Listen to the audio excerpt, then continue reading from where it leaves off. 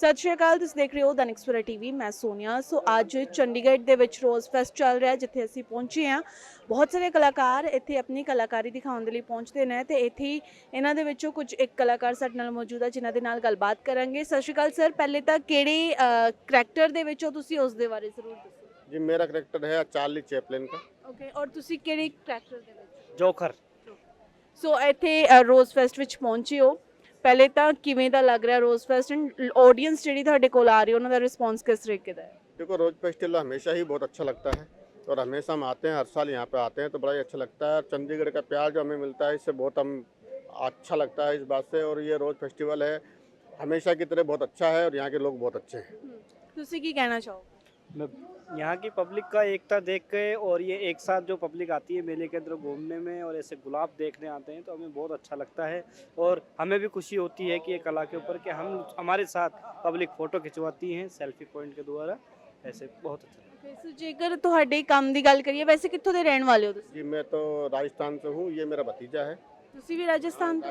राजस्थान से मेरे चाचा हैं, परिवार। भतीजा है एक ਸੋ ਜਿਹੜੀ ਤੁਸੀਂ ਇਸ ਆਰਟ ਫਾਰਮ ਨੂੰ ਕੀ ਕਿਹਾ ਜਾਂਦਾ, ਜਿਹੜੀ ਤੁਸੀਂ? हमारे राजस्थान में इसको बेहरूपिया बोलते हैं।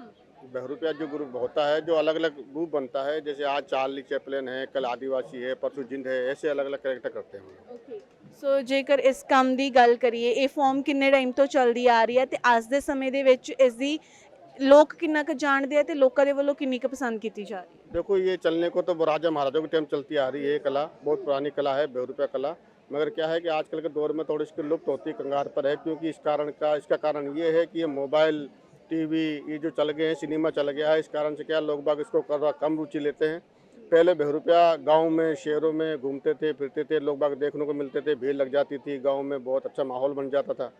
आजकल वो माहौल नहीं देखने को मिलता है। आजकल ये मेलों ठेलों में हम आते हैं और इसमें भी कुछ गिने चुने बेहरूपे हैं जो हम जैसे हैं, जो कलाकार जो आते हैं। नहीं तो काफ़ी जो हमारे समाज के लोग हैं वो काफ़ी काम को छोड़ करके काफ़ी दूसरा धंधा कर चुके हैं वो, क्योंकि इस काम में अब इतना वो भाईदार इतना वो बात नहीं रही।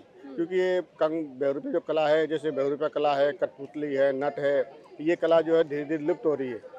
तो अब ये सरकार से हम तो ये गुजारिश कर सकते हैं कि सरकार इस मेलों में जैसे कलाकार को बुलवाते हैं तो हर जगह मेला लगता है तो हमको भी एक स्टेज मिले, एक बेहरूपे के द्वारा एक मतलब इसको बढ़ावा करने के लिए कुछ ऐसा कुछ संस्थान बनाए तो बेहरूपा कला जो आगे बढ़ सके। ਅੱਛਾ, ਕੀ ਵਜ੍ਹਾ ਲੱਗਦਾ ਜਿਹੜੇ ਕਰਕੇ ਇਹ ਘਟਦੀ ਜਾ ਰਹੀ ਹੈ ਜਾਂ ਲੋਕ ਇਸ ਨੂੰ ਇੰਨਾ ਇਸ ਦੇ ਨਾਲ कनेक्ट नहीं कर पा रहे? जी वजह क्या है? वजह तो यही है, सिर्फ एक आजकल तो मोबाइल सोशल मीडिया का जो ज़माना है ना, इस कारण से मुझे ऐसा लगता है। क्योंकि हम लोग क्या है कि कलाकार हैं और हमारी क्या है कि हम थोड़े पढ़े लिखे कम होते हैं, तो इस कारण से क्या है लोग हम इतना ज़्यादा इंग्लिश में नहीं बोल सकते या इंग्लिश में नहीं बात कर सकते, तो समझ नहीं है हमको। मगर ये है कि बेहरूपा कला के बारे में जो हम कलाकार हैं वो तो हम पेवर कलाकार हैं।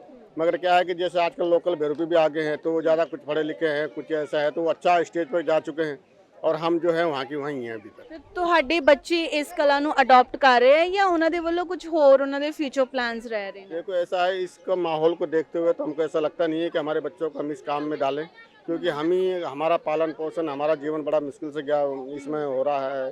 तो हम तो ये चाहेंगे हमारे बच्चे कुछ पढ़ा लिखा कर हम कुछ और काम में डालें। हाँ, कलाकार के लिए अगर सरकार कुछ करती है तो इसके लिए फिर हम कुछ आगे सोच सकते हैं, नहीं तो हम इसको कला को छोड़। ਜਿਵੇਂ ਤੁਸੀਂ ਇਹ ਆਰਟ ਫਾਰਮ ਨੂੰ ਲੈ ਕੇ ਆ ਰਹੇ ਹੋ ਇੱਥੇ ਲੋਕਾਂ ਦੇ ਵਿੱਚ, ਤਾਂ ਬੇਸਿਕਲੀ ਤੁਹਾਡਾ ਕੰਮ ਕੀ ਹੁੰਦਾ ਹੈ ਇੱਥੇ ਆ ਕੇ ਜੋ ਤੁਸੀਂ ਆਰਟ ਫਾਰਮ ਨੂੰ ਇੱਥੇ ਪ੍ਰੈਜ਼ੈਂਟ ਕਰਦੇ? इसके हमारा काम यही होता है कि लोगों को मनोरंजन करना, लोगों के साथ में सेल्फी लेते हैं, लोग बाग हंसते हैं, खेल खिलाते हैं, डायलॉग सुनते हैं, मज़ा लेते हैं। तो हर जगह जैसे कच्ची घोड़ी भी है, नचने पार्टी है, बेहरूपे हैं, अलग अलग मतलब पब्लिक घूमती रहती है तो मनोरंजन होता रहता है पब्लिक का। पब्लिक बोर नहीं होती, मेले में आती है उनको ऐसा लगता है कि हाँ मेला सा लग रहा हुआ है। तो अभी तो फिलहाल तो हम 2 लोग हैं, मगर हमारा ग्रुप होता है 5-6 आदमियों का, तो वो अलग अलग कैरेक्टर बन के घूमते हैं तो लोग बागों में अच्छा माहौल बन जाता है।